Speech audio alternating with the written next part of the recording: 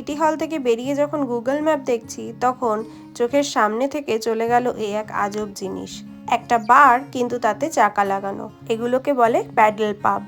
একসাথে সবাই প্যাডেল করে আর লাউড স্পিকারে গান বাজে, সবাই মাইকে গান করে, হাসে, মজা আনন্দ করে।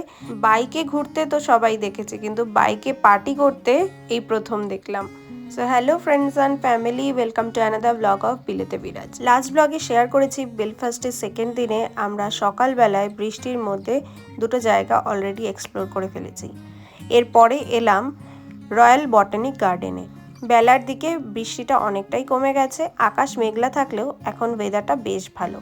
রয়্যাল বটানিক গার্ডেন ভিক্টোরিয়ান এরার একটা গ্লাস হাউস, এর দুটো উইংস আছে। এখন আমরা দাঁড়িয়ে আছি পাম হাউসের সামনে, কিন্তু আনফর্চুনেটলি এর ভেতরে আমরা যেতে পারিনি, কিছু কারণবশত সেদিন এই পাম হাউসটা বন্ধ ছিল। তবে বাইরেও ফুলের বাহার কিছু কম ছিল না। আচ্ছা, বেলফাস্টের এই রয়্যাল বটানিক গার্ডেনের তিনটে ইন্টারেস্টিং আর আননোন ফ্যাক্টস বলি। টাইটানিক জাহাজ যে কোম্পানি তৈরি করেছিল তার লোহার কারিগররা পাম হাউসের লোহার কাজগুলো করেছিল।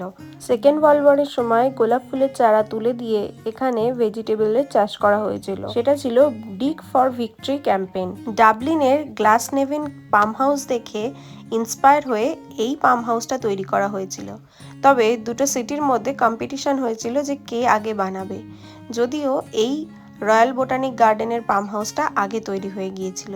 পাম হাউস বন্ধ থাকলেও এখানের আরেকটা উইংস, যেটা কিনা ট্রপিক্যাল র্যাভাইন, সেটা খোলা ছিল।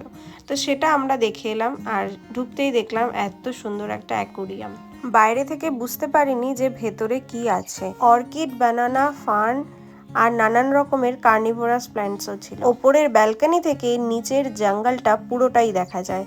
1889-এ যখন এই ট্রপিক্যাল ফরেস্টটা বানানো হয়েছিল তখন ভিক্টোরিয়ানরা ফার্ন কালেক্ট করতে পাগল ছিল। যার বাড়িতে রেয়ার ফার্ন আছে তাদের স্টেটাস তত বেশি। জঙ্গল ঘুরে দেখতে দেখতে ভুলেই গেলাম বেলফাস্টের ওয়েদারটা আসলে কেমন, কারণ এখানে টেম্পারেচার কন্ট্রোল করে রাখা।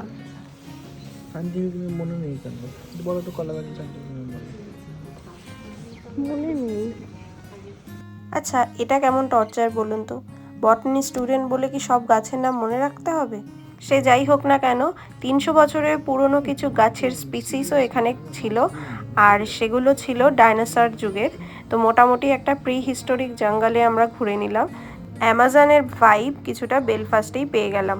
বটানিক গার্ডেন থেকে বেরিয়ে আরও একটা স্পটে গেলাম, যেটা ছিল 2 মিনিটের হাঁটা পথ, ঠিক বটানিক গার্ডেনের গায়ে লাগানো আলস্টার মিউজিয়াম। বটানিক গার্ডেনের মতো এই মিউজিয়ামেও ফ্রি এন্ট্রি ছিল। চলো আলস্টার মিউজিয়ামের কিছু আকর্ষণীয় কালেকশন দেখে নিই।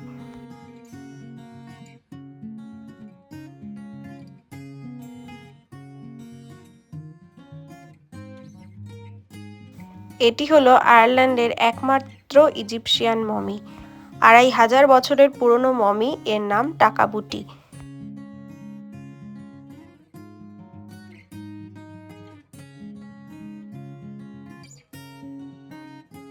কেউ যেন মিউজিয়ামে বোর না হয় তাই এখানে নানান রকম অ্যাক্টিভিটির ব্যবস্থাও ছিল। এখানে যেমন একটা টুম বানানোর জন্য ব্লকস দিয়ে দিয়েছিল, তো আমরা চেষ্টা করছিলাম একটা ছোট করে টুম বানানোর।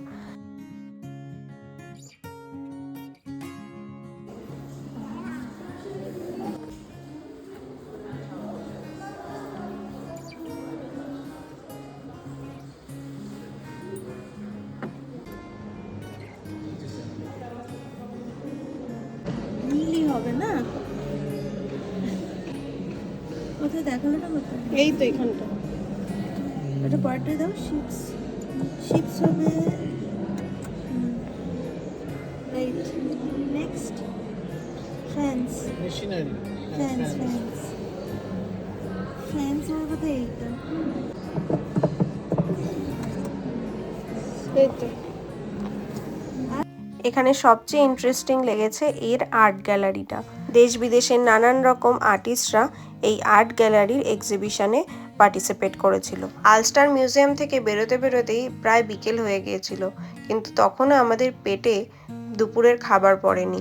মিউজিয়াম থেকে বেরিয়েই আবার খুঁজতে শুরু করলাম খাবারের দোকান। বেলফাস্টের বৃষ্টি কিন্তু আমাদের সেকেন্ড দিনটা একদম স্পয়েল করতে পারেনি, আর পুরো দিনের ট্রিপ ছিল একদম ফ্রিতে।